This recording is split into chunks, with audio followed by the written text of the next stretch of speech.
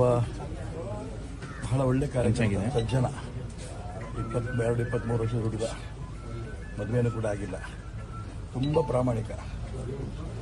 ಅವನಿಗೆ ನಿನ್ನೆ ಮುಸಲ್ಮಾನ್ ಗೂಂಡಾಗಳು ಕೊಲೆ ಮಾಡಿದ್ದಾರೆ.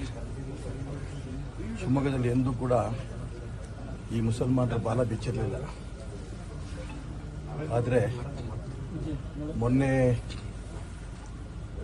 ಈ ಧ್ವಜದ ವಿಚಾರ ಬಂದಂಥ ಸಂದರ್ಭದಲ್ಲಿ ಸರ್ಕಾರಿ ಶಾಲೆಯ ಮೈದಾನದಲ್ಲಿ ರಾಷ್ಟ್ರಧ್ವಜವನ್ನು ಇಳಿಸಿ ಭಗವದ್ ಧ್ವಜವನ್ನು ಏರಿಸಿದ್ದಾರೆ. 50 ಲಕ್ಷ ಶಾಲ್ಗಳನ್ನು, ಕೇಸರಿ ಶಾಲನ್ನು ಸೂರತ್ನಿಂದ ತಂದು ಹಂಚಿದ್ದಾರೆ.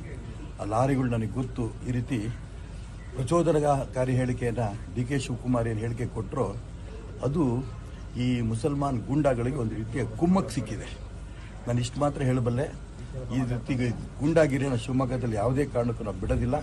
ಅದನ್ನು ದಮನ ಮಾಡ್ತೇವೆ.